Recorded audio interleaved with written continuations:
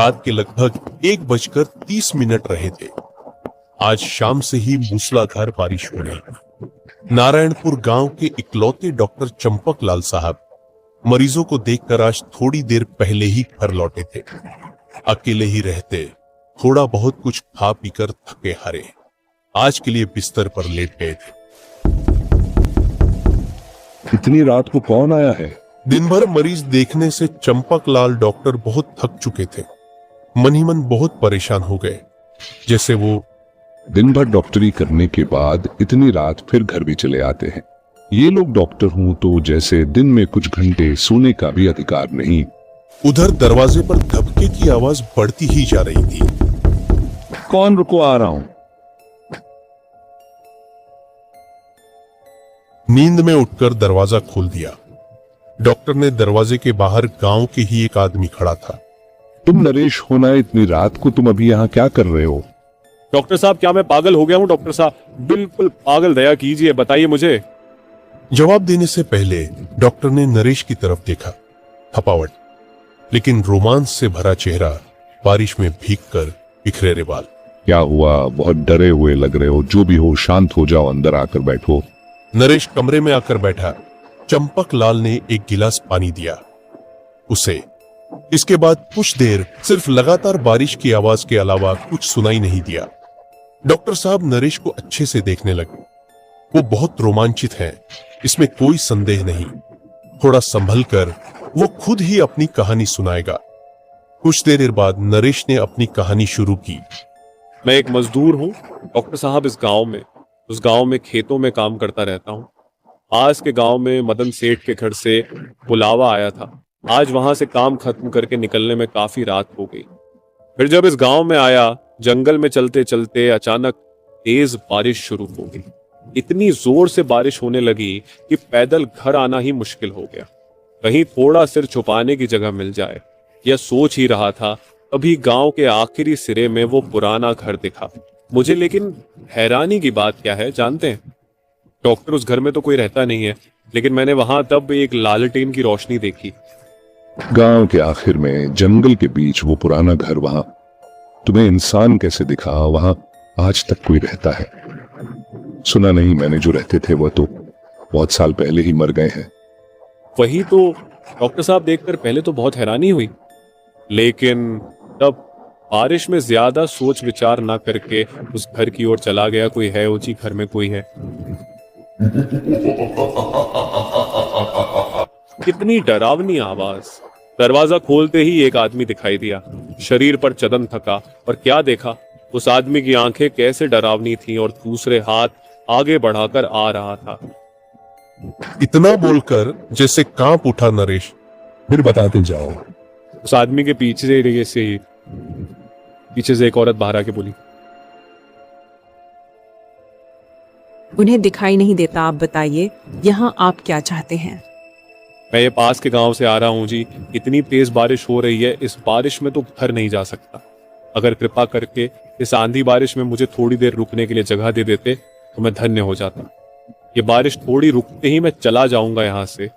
वो अंधा आदमी दरवाजा रोक कर खड़ा था। औरत बोली, इसे आने दो, इससे तो काम चल जाएगा। ये बात सुनकर ना कुछ अजीब लगा। मुझसे काम चल जाएगा मतलब जो भी हो। कमरे में जाकर बैठ गया। आप बैठिए, मैं आपके लिए कुछ खाना लेके आती हूँ।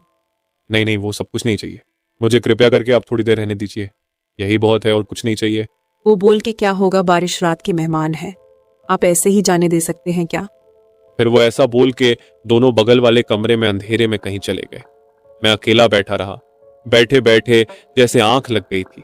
थोड़ी आंख खोलते ही देखा बगल की दीवार में दरवाजा है, जैसे उसके उस पार पास वाला कमरा उस रही थी। पास वाले कमरे से सोचा वो औरत शायद खाना बना रही है, लेकिन उसके साथ साथ कैसी एक धुंधली सी लगातार मंत्र पढ़ने की जैसी आवाज आ रही थी। मैं वैसे डरपोक नहीं हूं डॉक्टर, लेकिन फिर भी किसी एक अशुभ सी महसूस होने लगी। मुझे मेरे मन में बुरे ख्याल आने लगा, बार बार लगने लगा शायद यहाँ आके मैंने ठीक नहीं किया, और उधर लगातार मंत्र पढ़ने जैसी आवाज बढ़ती ही जा रही थी। मेरा मन हुआ कि जाकर देखता हूं क्या हो रहा है उधर। यह सोचकर दरवाजे से झांक कर देखा, पास वाले कमरे में कितना भयानक दृश्य था। हाय राम राम राम राम राम राम राम।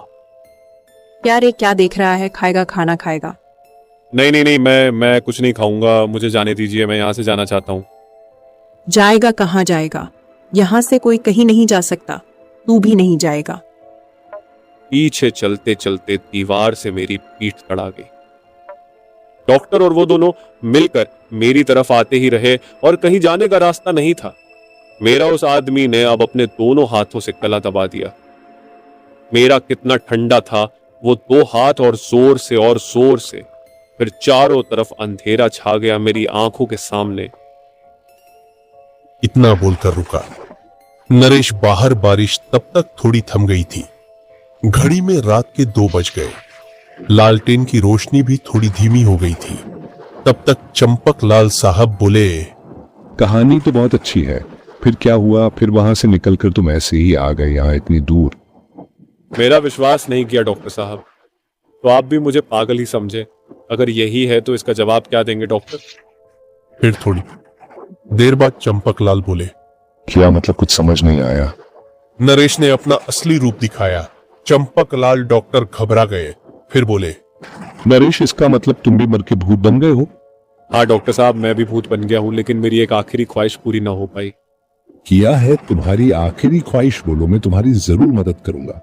फिर नरेश बोलता है कि मेरा माता पिता बहुत गरीब और माँ भी बहुत बीमार है, तो आप चलिए मेरी माँ की मदद कीजिए। हाँ चलो, मैं तुम्हारी माँ को कुछ नहीं होने दूंगा, सब ठीक कर दूंगा। फिर नरेश और चंपक लाल डॉक्टर चल पड़े नरेश के घर उसकी माँ का इलाज करने। नरेश, तुम्हारी माँ को क्या बीमारी है? डॉक्टर साहब, मेरी माँ को सर्दी और बुखार बहुत तेज है। फिर वो दोनों जंगल के रास्ते से जाने लगते हैं। तभी चंपक लाल बोलते हैं, नरेश, तुम्हारा घर और कितना दूर है? बस कुछ ही देर डॉक्टर साहब, हम बस पहुंचने वाले हैं। फिर दोनों चलते चलते नरेश के घर पहुंच जाते हैं। नरेश बोला, डॉक्टर साहब, वो रहा मेरा घर, आप जाइए, मैं बाहर खड़ा रहता हूँ। जैसे ही मेरा माँ ठीक हो जाएगी तो मुझे भी मुक्ति मिल जाएगी। मैं अंदर चलता हूँ, तुम्हारी माँ को कुछ नहीं होने दूंगा। फिर डॉक्टर साहब अंदर जाके देखते हैं वृद्ध महिला लेटी हुई और वृद्ध पुरुष खड़ा था। डॉक्टर साहब आप आ गए, आप लाख लाख भला हो। हाँ मैं आ गया, अभी तुम्हारी बीवी दवाएं और इंजेक्शन दे देता हूँ। फिर डॉक्टर साहब दवाएं और इंजेक्शन दे देते हैं और नरेश की माँ ठीक हो जाती है। लेकिन डॉक्टर साहब आपको किसने बताया कि मेरी बीवी बीमार है, और रास्ता आपको किसने बताया, और आपको यहाँ कौन लेके आया? तुम्हारे बेटे ने बताया मुझे, वो मर गया है, लेकिन अब ये अपनी माँ का बचाने के लिए वो मर के भी वापस भूत बन के आया, अपनी माँ को बचाने के लिए। क्या बोल रहे हैं तुम? मेरा बेटा मर गया है? मेरा बेटा काम करने गया था तो तब से कभी आया नहीं, और मेरे बेटे की वजह से ही मेरी बीवी को बुखार और सर्दी हो गई। तुम्हारा बेटा तुम दोनों को ही याद कर रहा था। तुम्हारा बेटा बहुत भला इंसान था, लेकिन उनको जंगल का वो घर है ना, वहां उनको मार दिया था। फिर रात बहुत हो गई थी तो डॉक्टर चंपक लाल एक रात के लिए नरेश के माता पिता के घर के अंदर वाले कमरे में सो गया। फिर सुबह होते ही डॉक्टर चंपक लाल बोलते हैं, चलो मैं चलता हूँ, अब आप संभल लेना और पैसों की चिंता मत करना, मैं आपको थोड़े थोड़े रोज दे दिया करूंगा। नहीं नहीं, पैसों की कोई जरूर नहीं है, मैं खुद काम पर जाया करूंगा और नरेश की माँ का ख्याल रखूंगा। सुबह की हल्की धूप पेड़ों से छनकर धरती पर गिर रही थी। पक्षियों की चहचहाहट और ठंडी हवा एक अजीब सी राहत दे रही थी। डॉक्टर चंपक लाल कंधे पर बैग टांगे नरेश के घर से वापस अपने गांव की ओर लौट रहे थे, लेकिन मन में कुछ अधूरा सा था। सब कुछ शांत था, लेकिन भीतर एक बेचैनी अब भी बनी हुई थी। एक आत्मा को मुक्ति मिल गई, लेकिन जिस घर से ये सब शुरू हुआ उस पुराने मकान का रहस्य अब भी बाकी है। रास्ते में चलते हुए डॉक्टर बार बार पीछे मुड़कर देख रहे थे, जैसे कोई उनका पीछा कर रहा हो, लेकिन पीछे सिवाय खाली पगडंडी के और कुछ नजर नहीं आता। तभी एक मोड़ पर उन्हें एक वृद्ध साधु दिखाई दिए जो ध्यान मुद्रा में बैठे थे। तुम पर अब भी उस घर की छाया है, तुम्हें वहां दोबारा जाना होगा। आप कौन हैं और आपको कैसे पता कि मैं कहां से आया हूं? जिस आत्मा को तुमने मुक्ति दी वह शुभ थी, लेकिन वह घर, उस घर में अब भी कई अस्थिर आत्माएं हैं और एक बहुत पुरानी जो अभी जागी नहीं है मगर अब जागने वाली है। डॉक्टर को साधु की बातें समझ नहीं आ रही थीं, लेकिन दिल में जो बेचैनी थी वो इन शब्दों से और तीव्र हो गई। तो मैं क्या करूं? तुम्हें उस घर में फिर जाना होगा। वहां कुछ अधूरा रह गया है और यह अधूरापन अब तुम्हारे जीवन को प्रभावित करेगा जब तक उसे पूर्ण न किया जाए। साधु ने अपनी आंखें दोबारा मूंद ली और फिर चुप हो गए। डॉक्टर कुछ देर वहीं खड़े रहे, फिर धीरे धीरे अपने गांव की ओर चल दी। लेकिन अब उनका मन और अशांत हो गया था। अगली रात डॉक्टर चंपकलाल अपने घर में थे। उन्होंने उस रात का सारा किस्सा अपनी डायरी में लिखना शुरू किया। लालटेन की हल्की रोशनी में उनके चेहरे पर थकान और चिंता दोनों साफ झलक रही थी। लेकिन अगर नरेश की आत्मा सच थी तो बाकी आत्माएं भी होंगी, और अगर वो हवेली अभी भी वैसी ही है तो वहां कुछ और इंतजार कर रहा है। अचानक दरवाजे पर दस्तक, धप की आवाज। फिर कोई आया है इतनी रात को? वो धीरे धीरे दरवाजे की ओर बढ़ते हैं, दिल की धड़कनें तेज। दरवाजा खुलते ही कोई नहीं दिखता, सिर्फ एक पुरानी लकड़ी की माला दरवाजे पर लटक रही थी। वही माला जो उन्होंने नरेश की मां को दी थी, उसकी रक्षा के लिए। डॉक्टर समझ गए नरेश भले मुक्त हो गया हो, लेकिन हवेली से कोई अब भी उन्हें पुकार रहा है। अब ये लड़ाई अकेले डॉक्टर की है, और अगली बार सिर्फ भूत नहीं बल्कि कुछ और भी होगा जो उनका इंतजार कर रहा होगा। अगली रात थी। गांव की बिजली गुल थी और हवाओं में एक बार फिर वही पुरानी बेचैनी घुली थी। डॉक्टर चंपकलाल अब और इंतजार नहीं करना चाहते थे। उन्होंने अपने बैग में टॉर्च, कुछ जड़ी बूटियां और वह पुराना ताबीज रखा जो साधु ने उन्हें कभी भेंट दिया था। अगर कोई आत्मा जागने वाली है तो मुझे तैयार रहना होगा। मैं उस घर में फिर जाऊंगा और इस बार बिना डरे। उन्होंने खुद को कड़ा किया और पैदल ही जंगल की ओर चल पड़े। रास्ता वैसा ही था, सुनसान, अंधेरा और रहस्यमय। एक एक कदम जैसे किसी अनजाने अतीत की ओर ले जा रहा था। करीब 1 घंटे के सफर के बाद वही पुरानी हवेली सामने थी। बाहर से टूटी हुई दीवारें, जंग लगे गेट और खिड़कियों से झांकता अंधेरा। लेकिन आज वहां हल्की सी रोशनी थी, जैसे किसी ने अंदर दिया जलाया हो। कौन हो सकता है इतनी रात को इस वीरान हवेली में? या फिर उन्होंने धीरे से दरवाजा धक्का दिया। चर्रर की आवाज के साथ दरवाजा खुला। भीतर घुप्प अंधेरा था, लेकिन हवा भारी थी, जैसे किसी की सांसें चल रही हों। अचानक पीछे से वही साधु प्रकट हुए जिनसे डॉक्टर ने रास्ते में मुलाकात की थी। तुमने ठीक किया लौट कर आकर। लेकिन जो आत्मा यहां जागने वाली है वो पहले जैसी नहीं। ये एक रक्षक आत्मा थी जो अब रक्षक नहीं रही। ये अब शापित है। शापित? क्यों? क्या हुआ था यहाँ? साधु ने अपनी उंगली हवेली की दीवारों की ओर उठाई। दीवारों पर अब लाल रंग से लिखे कुछ संस्कृत श्लोक उभर आए थे। डॉक्टर उन्हें पढ़ नहीं सके, लेकिन उनके अक्षरों से जैसे धुआं उठ रहा था। इस हवेली में सालों पहले एक पुजारी रहा करता था, लेकिन जब गांव वालों ने उस पर तंत्र क्रिया का आरोप लगाया तो उसे जिंदा जला दिया गया। उस दिन से उसकी आत्मा इस घर में कैद है। लेकिन आज की रात वही तिथि है।